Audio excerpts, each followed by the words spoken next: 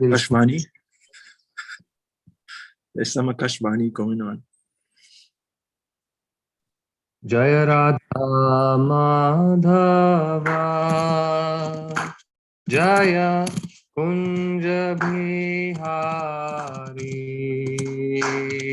Jaya Radha Madhava Jaya Kunja Bihari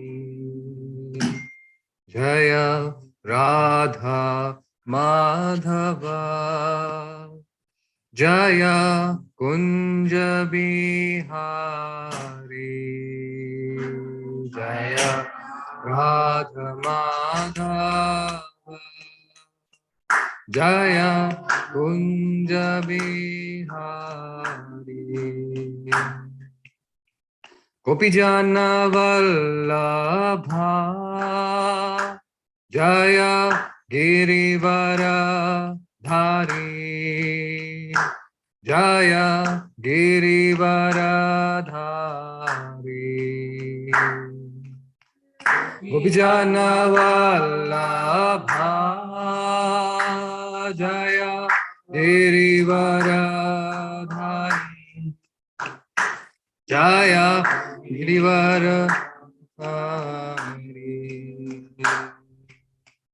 Yashodanandana Jaya Rajajana Ranjana Yashodanandana Jaya Rajajana Jana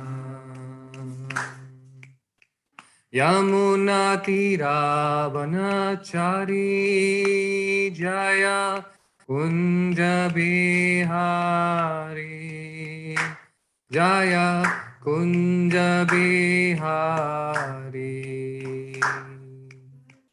Yamuna Tiravanachari Jaya Kunja Bihari Jaya Kunja Vihari Radha Madhava Jaya Kunja Vihari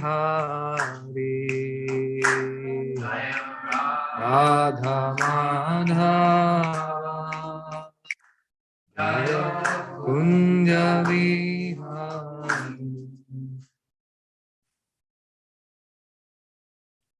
Om Namo Bhagavate Vasudevaya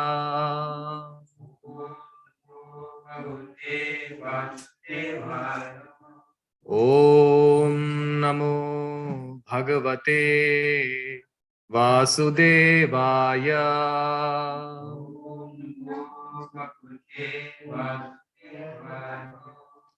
Om Namo Bhagavate Vasudevaya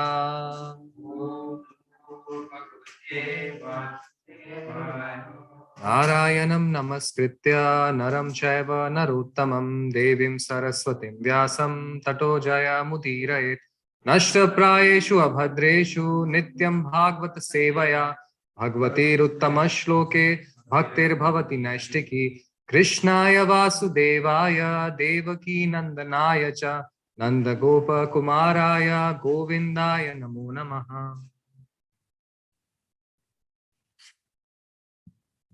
Hare Krishna. We are reading from Srimad Bhagavatam, Canto 10th, Chapter 1, verse number 48.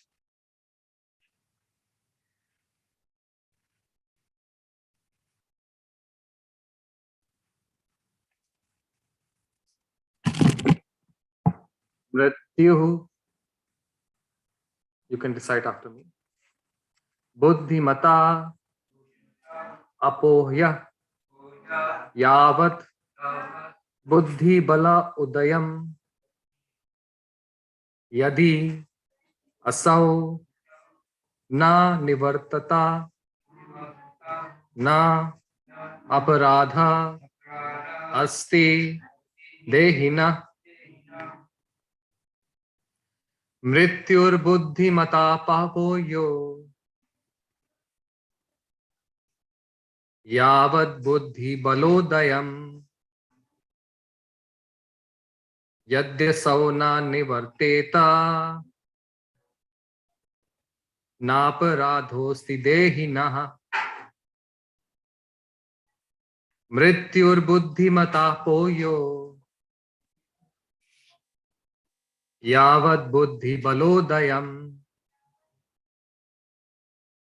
यद्यसौ न निवर्तेत नापराधोऽस्ति देहिनः। मृत्युर्बुद्धिमता पोह्यो यावद् बुद्धि बलोदयम् यद्यसौ न निवर्तेत नापराधोऽस्ति देहिनः। Would someone like to recite here?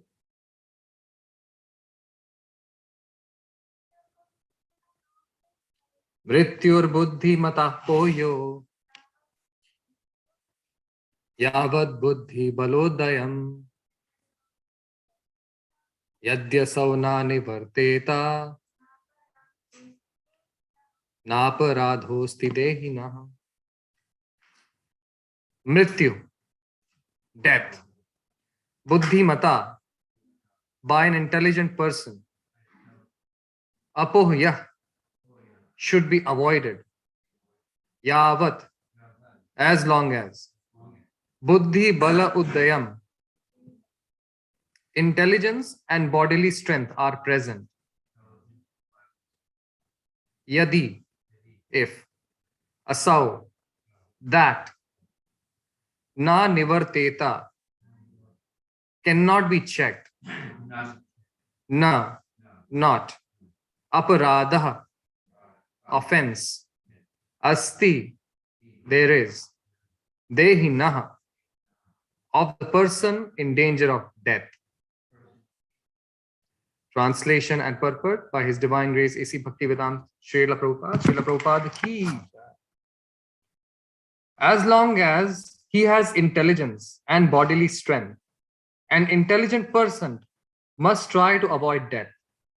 This is the duty of every embodied person. But if death cannot be avoided in spite of one's endeavors, a person facing death commits no offense.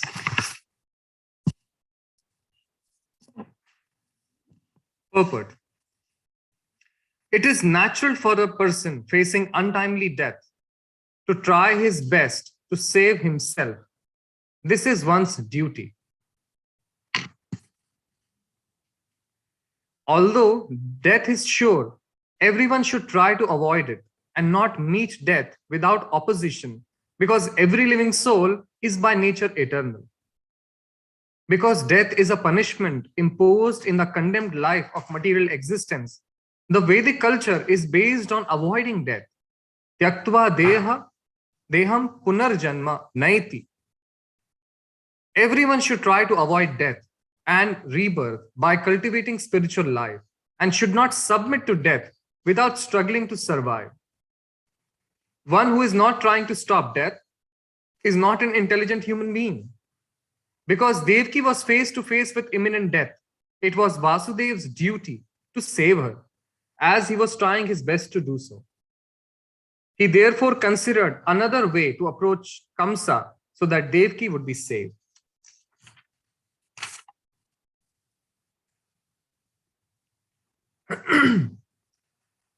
Om Agyantimirandhasya Jnananjana Shalakaya Chakshurun Militam Yena Tasmai Shri Guruve Namaha.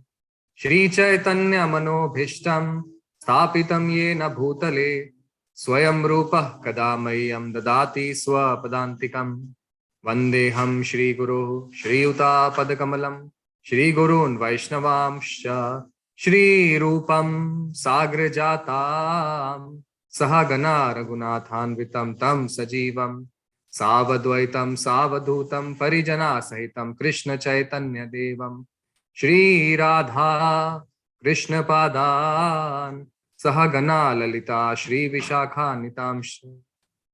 He Krishna Karuna Sindhu Deenabandhu Jagatpate Gopesha Gopika Kanta Radha Kanta Namostute Tapta Kanchana Gaurangi Radhe Vrindavaneshwari Vrishabhanu Sute Devi Pranamami Hari Priye Vancha Kalpatarubhesha Kripa Sindhubhya Evacha Patitanam Pavanebhyo Vaishnavebhyo Namo Namah. Shri Krishna Chaitanya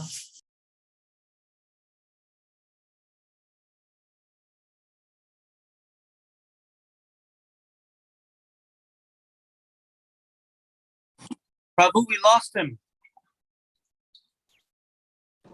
Adipurusha Prabhu, we lost Karuna Nimai.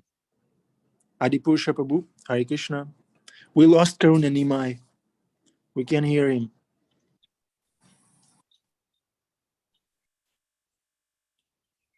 Adipurusha Prabhu, can you ask Karuna Nimai to relog in? He's not on this call anymore.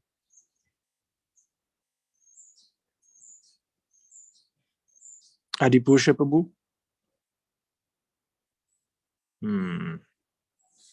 Adipurusha Prabhu? Adipurusha Prabhu, we cannot hear Karuna Nimai. Okay. He may not be able to hear you. Sometimes he mutes so that there's no echo, right? Or it turns off his sound. Adipurusha Prabhu, can you hear me now? Can you hear me? Adi. He may have turned off the sound on his computer to avoid an echo with the speaker. Okay, let me text Karuna Nimai.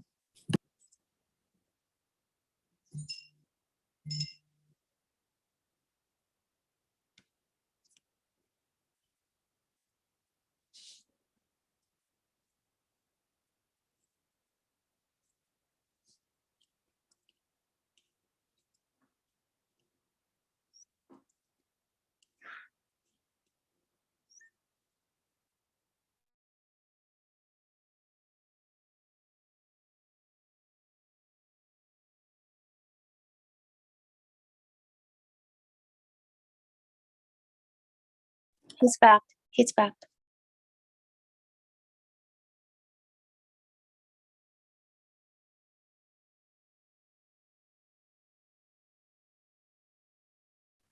Hare Krishna. Okay. Apologies, guys. I suddenly dropped and I didn't realize that I dropped. So, once again, reading the translation of the shloka of today. As long as he has intelligence and bodily strength, an intelligent person must try to avoid death. This is the duty of every embodied person. But if death cannot be avoided in spite of one's endeavors, a person facing death commits no offense.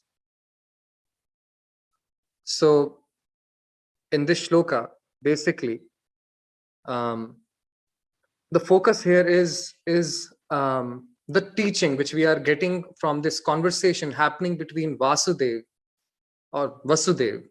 and Kamsa, where Vasudev is trying very hard that how can he save the life of Devaki? What can he do to save the life of his wife? In this shloka, it is very clearly mentioned that if you can avoid death, then you should do whatever it is possible, whatever you can to avoid death. Now, it's am I connected? Am I still connected?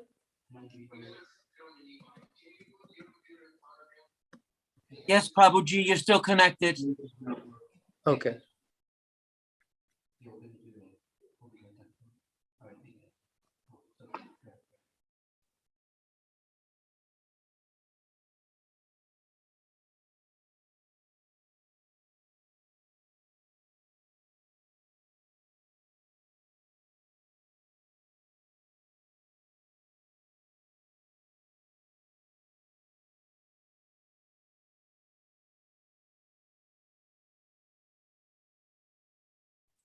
Karuna Nimai Prabhu, You're muted. we cannot hear you. Yeah, I think Unmute yourself. I- Unmute. I Okay, think he now left. I'm not muted, right? There he is. There he is. Okay, good. Okay, please forgive me. So again, I'll say, we are in the middle of this conversation between Vasudev and Kamsa, where Kamsa is adamant on taking the life of Devaki, while Vasudev, as a new husband, or as just like he has just entered Grihastha Ashram with Devaki, is trying his best that how can he save Devaki. And in this shloka, the teaching we are getting is that no matter what happens, one should give it all to save one's life. Now, this particular injunction can seem contradictory to various Shastric injunctions which we see, where we find in various other conversations in the Srimad Bhagavatam and other scriptures that people are criticized, that they are so attached to their bodies. Even I've seen some places that if one particular person is falling sick or they have some bodily deformity, then other person who is not very mature will say, Prabhu, you are, or dear friend, or dear brother, dear sister, you are actually too attached to this body. This attachment is not good. But here we are reading in the Srimad Bhagavatam, in the same book, that they are saying, no, you should do whatever you can to save yourself, to protect this body. And so is the scripture contradictory or what it is? So actually Srimad Bhagavatam is Amal Puran. It is never contradictory actually. What it does is it speaks to the person depending on the circumstance that person is in. And as well as time, place, and circumstance, the teaching is applied. So this is very important point to note. In general, this is the principle of the Srimad Bhagavatam, that one should try to save one's life. Now, why is that? It is there because this body is the only yantra for us to do dharma. So there is a shloka in Mahabharata which says, Dharmena hina pashubhi samana. It means that if you don't have dharma, you are like pashu, or you are like, or one is like an animal. And they say the ahara nidra bhai maithunam cha. In this shloka only it says. So what is ahar, what is nidra, what is bhai? Ahar means eating, nidra means sleeping, bhai means fear, and maithun means mating. Ahar nidra bhai maithunam cha. So this is common between a human being and an animal. These are the primary pleasures of life. And what differentiates human beings from animals is dharma. And what is dharma? Dharma basically means, in the simplest of words, following God's will, following the instructions of God. Now, where do we find instructions of God? We find instructions of God in the scriptures, because scriptures come directly from God, directly from Krishna. So there is so much stress given in this shloka that one should try to save one's life. And this is similar to other injunctions in the scriptures. Like if we see in Mundak Upanishad, it says, Nayatmya balanena labhyo, means the soul, it cannot be experienced by the weak. So by the weak of what? By the weak who are weak in mind and weak in body. One has to first focus on the body itself. The body has to be ready. Why? Because sharira madhyam khalu dharma sadhanam. So sadhan means it's the instrument. Instrument for what? Doing dharma. So this sharir, this body is that. And this body is meant for self-realization. So self-realization is that activity, that purpose. The body is that device, that yantra. And definitely, scriptures are right when they say that if someone is not serious about spiritual life, not serious about the ultimate purpose of life, is not questioning the real problems of life. So what are real problems of life?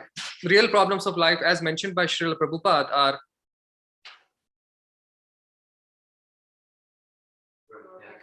yes, birth, age, disease, and old age. These are the real problems of life.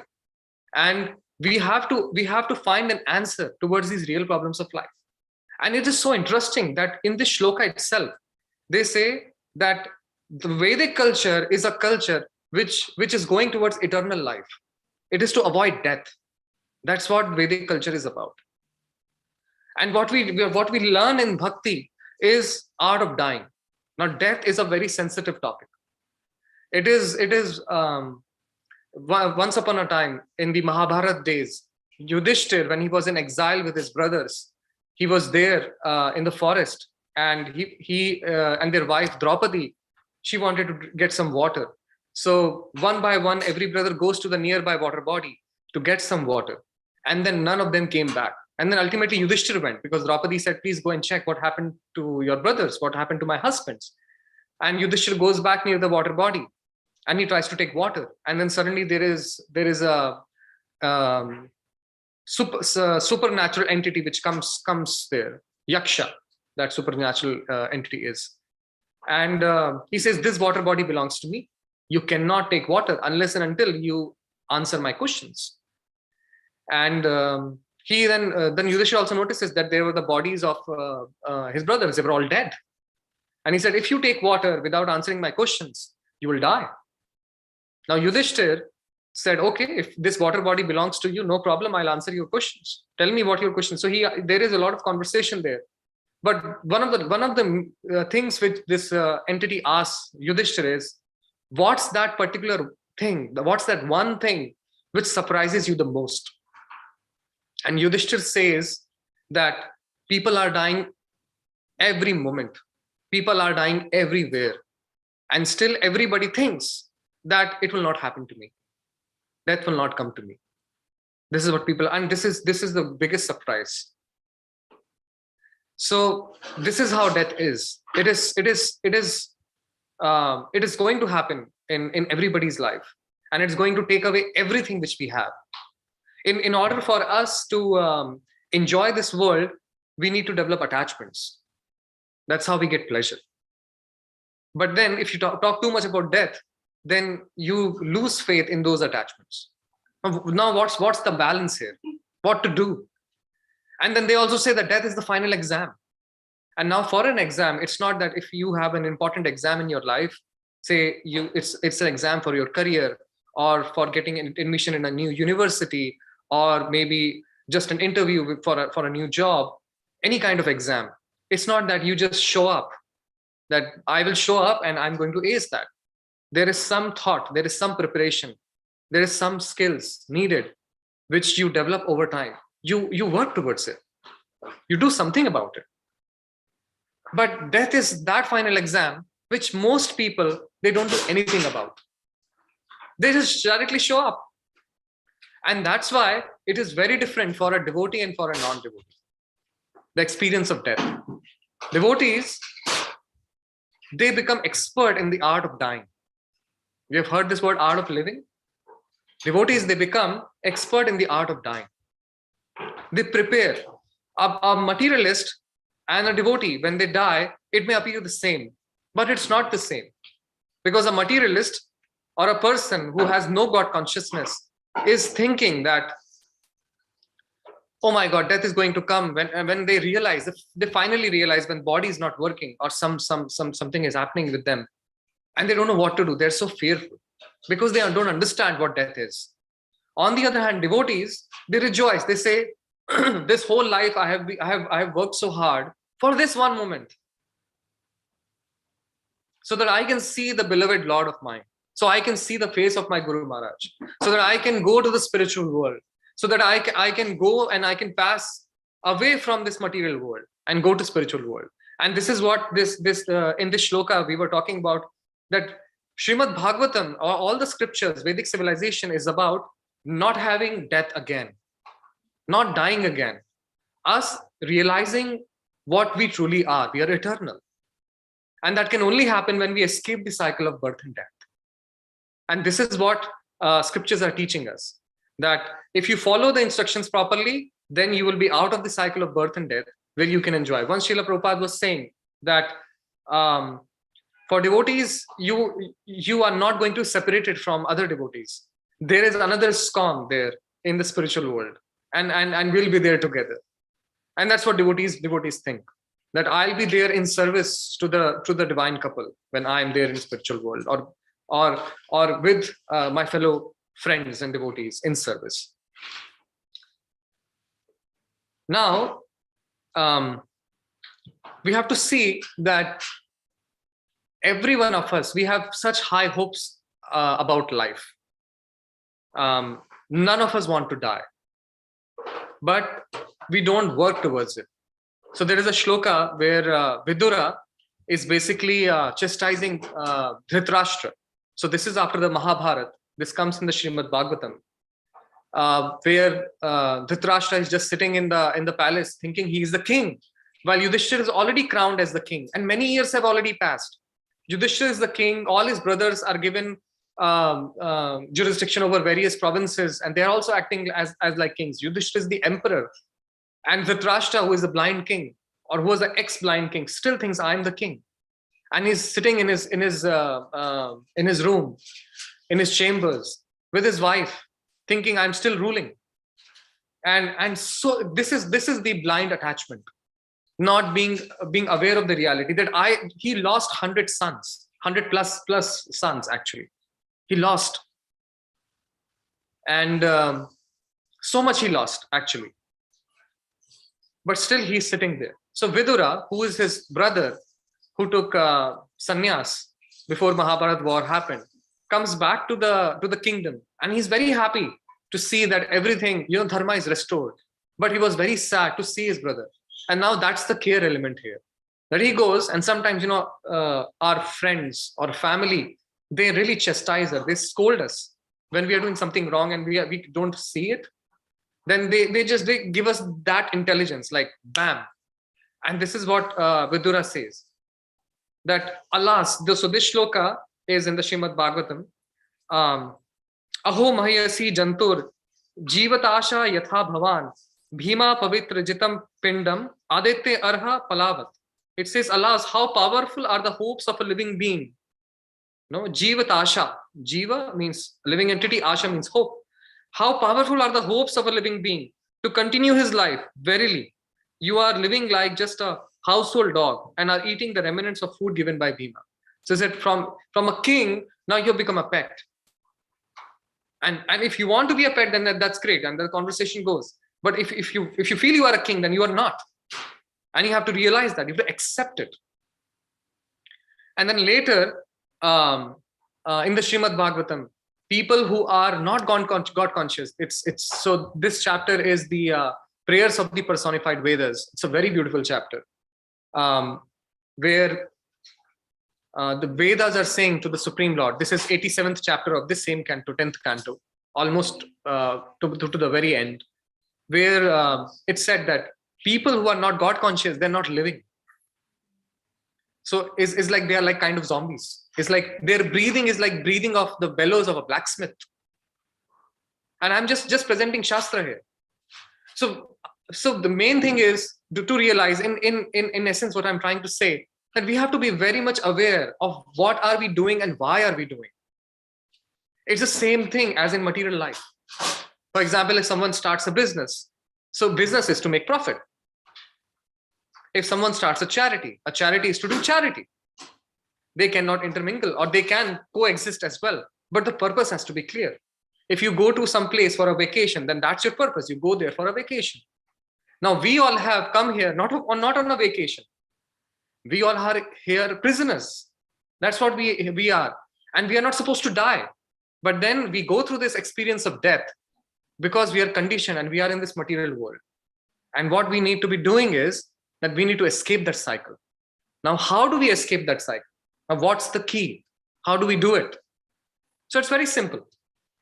Just by reading and hearing the glories of the Supreme Lord, by reading Srimad Bhagavatam, by reading Bhagavad Gita, by practicing the path of bhakti as given by our acharyas in disciplic succession, by pleasing devotees, that's the way.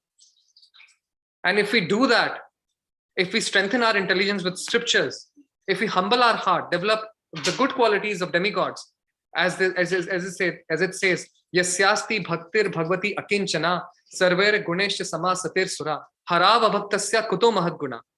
So this is shloka in Bhagavatam which says that in the body of a devotee, all the good qualities of demigods reside. So we don't have to work towards them. They will all come to us. All the good qualities will come to us. And the shloka itself says, Harab abhaktasya kuto mahadguna. So what good quality is there in a person who has forgotten the ultimate purpose of ultimate purpose of life, if he is not God conscious? So see, I'm giving so many examples here of living like zombies or having no good quality. I don't say they don't have good qualities. Everybody has good qualities, but in the ultimate scheme of things, it's for nothing, because the aim of life is to develop love of God, no matter whichever path we take. And that final exam is death, and we need to be serious about that. So with that said, there are a couple of small stories in the Srimad Bhagavatam, and with one story I would end my discussion. There's a story of His Holiness Tamal Krishna Goswami Maharaj, and then there is a story of this another person from the scriptures. Her name was Savitri. She is famous by the name Sati Savitri, and it's all about death actually. So I was going through the calendar, and I realized that a month from now will be the disappearance day of His Holiness Tamal Krishna Goswami Maharaj. And when I was preparing for this shloka, I remembered my teacher who was there the day when Maharaj departed from this world. And he was saying that day before Maharaj departed, he had a premonition. And after he gave his classes and everything, he was going to travel to, he was in Mayapur, and he was going to travel by road to Kolkata to board his flight. At that time, he was doing his PhD from University of Cambridge on the teachings of Srila Prabhupada. And just the night before, he meets all his disciples, and he tells them exactly how his samadhi should be, where his samadhi should be. So samadhi is a place where the resting place of a sannyasi, where he should be buried, and how it should be done. And then he also says which project who should look after. So he actually said, and all that conversation happened. So all the devotees who were there, and even the disciples of Srila Prabhupada and all the other senior leaders, they were, when this incident happened, they were shocked that how did he know? But he went through it. So what it's saying is that we should try. The shloka is saying we should try to save our life. But then when we can't, there is no offense in that. There is no offense. It's not that no matter what you have to go to, at any cost you have to save your life. Sometimes you can't. In the Srimad Bhagavatam also, Parikshit Maharaj is there. He is cursed to die in 7 days. He's cursed to die. Like here, Tamal Krishna Maharaj is still prepared. He has intuition, and he says things. Parikshit Maharaj has 7 days. What's our situation? We don't know. Once Radhanath Swami was there in Chaupati, and he told one devotee that you should be very serious about your life. And he said, yes, Maharaj, I will be. Then Maharaj said that, the life is like the street lights. You have seen the street lights here? Yeah. Green, orange, and red. Radhanath Swami said, till the time you are 50, you are in green. After you turn 50, you are in yellow or orange. And then Maharaj said, after orange, green never comes. It's always red. And orange doesn't last for long. It's just red. So that's the mood. So devotees are preparing. They're always conscious of this, and they embrace it. But that's not the same case with people who are non-devotees. And we see this life story of Ajamil in Srimad Bhagavatam, that how he lived, although he was trained in the Vedic sciences, but whole life he just committed sin. He just troubled people. He just forgot all he learned, all the ashram training he got, and he neglected every single one, and even the purpose of his life. And that's why when he was dying, he saw all those gruesome creatures, and he was so terrified. Only because of the causeless mercy of the Lord, he somehow recited the name Narayan, that he got a second chance. But not every single person is that lucky to have a second chance. So that's another story. And the story of Savitri, which I was mentioning, was that So in this story of Savitri, basically Savitri, she's the daughter of a king, and the king did great penances to get her as a daughter. And when she becomes of an age of marriage, then she doesn't like anyone. So she goes to the forest and she says, I'll find my own husband. And she finds someone who was supposed to die in a year. And the name of this guy was Satyavan, who had lost everything in his life. And there are a lot of details here. And ultimately, 3 days before his death, this lady who married him, and there was so many obstacles because family was not ready. He was supposed to die in a year, but he somehow fell in love with this guy. So she marries him, and 3 days before the death day, she starts a strong vow that I need to save my husband. I need to do something about it.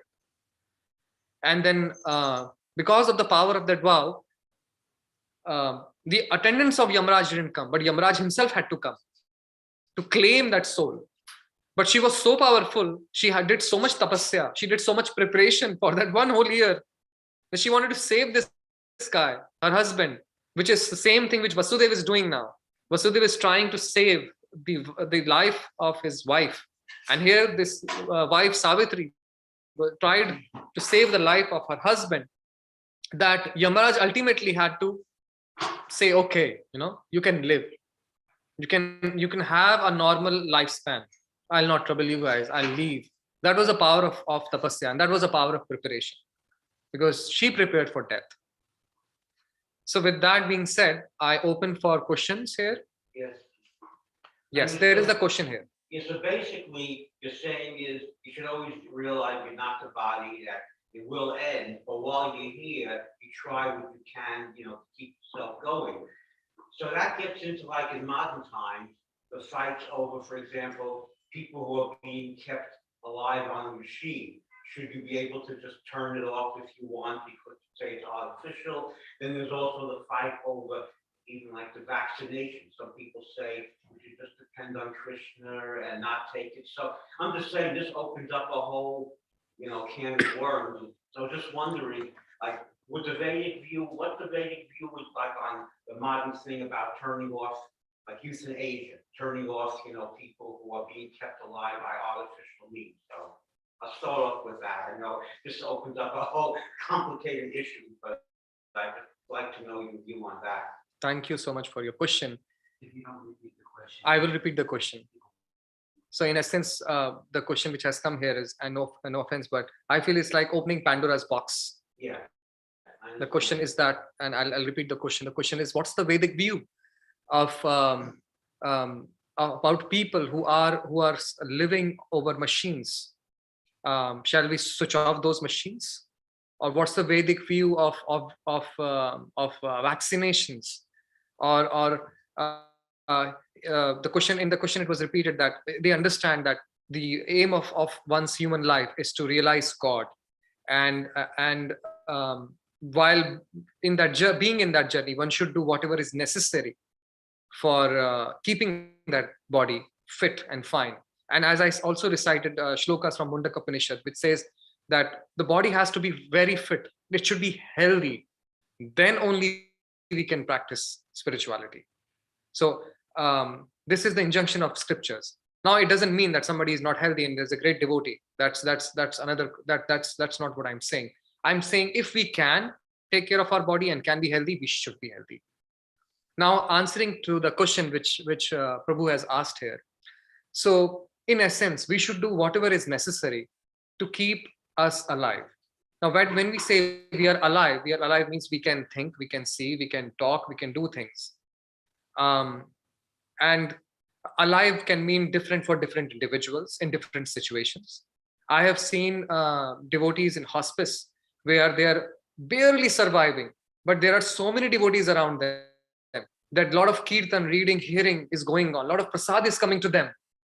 And they're still there on all whatever is needed for them to survive. And they're rejoicing those conversations, those intimate moments, last moments with devotees, sharing about Krishna. And please, one thing I would like to highlight here, it's not that easy to share about Krishna and to talk about Krishna.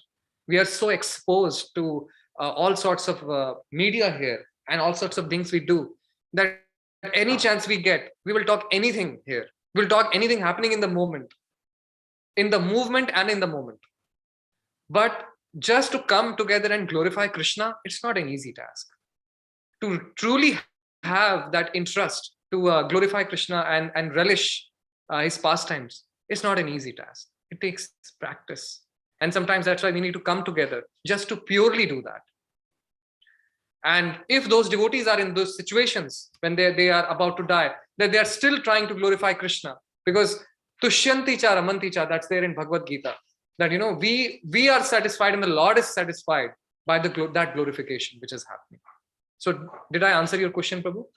No, I mean, I understand what you're saying is, I mean, see, I always like examples of opposed to precepts to make me understand it better. But I mean, I guess everything is an individual case. If a person, that's what I said. Krishna, if you feel you've reached the point where that's it, and I guess it's acceptable. But like I said, I think with medicine, obviously you should try to keep yourself alive. You're still capable of thinking, seeing, worshiping Krishna. Then you should try to keep yourself going. I mean, that's what I got out of it. Yes, that's what I wanted to say. Thank you. Thank you for your, for your discussion and for an amazing class. Any other question? Any questions here with all these devotees who are there online? Gail. Hare Krishna Prabhu. Yeah, a couple of things. One is, as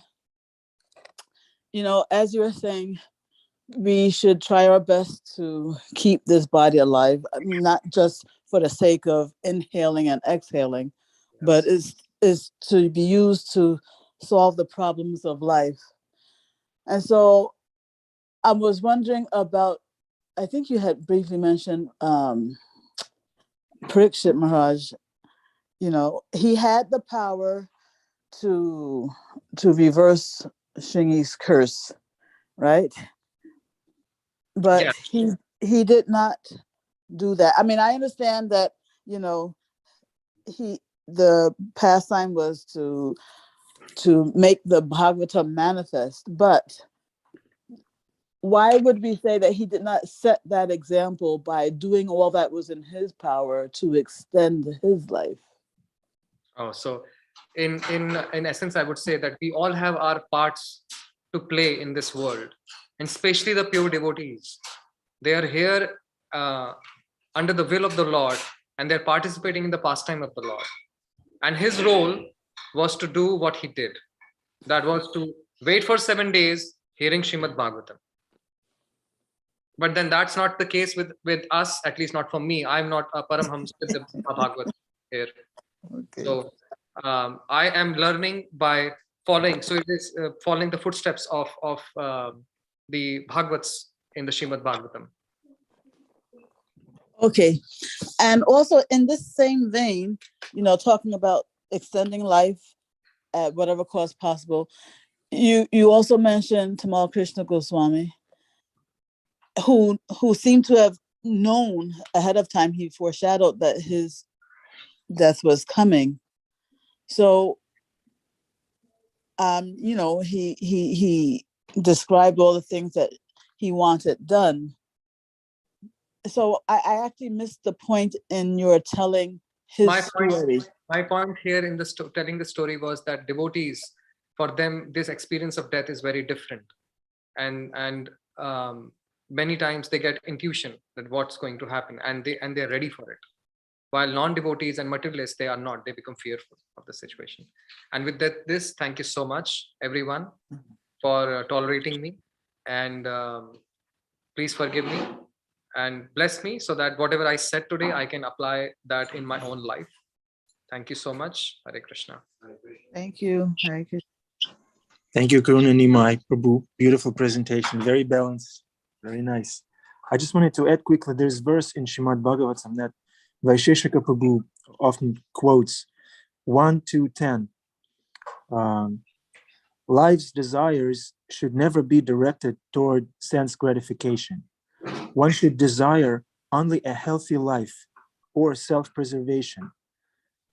the word is jiveta, self-preservation. Since a human being is meant for inquiry about the absolute truth, nothing else should be the goal of one's works. So self-preservation, just to highlight Karuna Nimai Prabhu's point, that self-preservation in the sense of whatever it takes to remember Krishna. And for different devotees, it may play out differently. Yes. So let's not curse Karuna Nimai Prabhu, because he will counteract the curse. He's not Paramahamsa. Okay. All right. Thank you very much. Beautiful Sangha. Have a nice day, everybody. Jai. Srila Prabhupada ki. Thank you. Hare Krishna. Hare Krishna. Hare Krishna. Bhima Prabhu, Hare Krishna. Enlighten us. Come on. No. There's enough light. I'm blinded with it. Let me just get my navigation. Hare Krishna, Prabhu. See you tomorrow. Okay. Hare Krishna. Bye, everyone. Thank you very much for tuning in.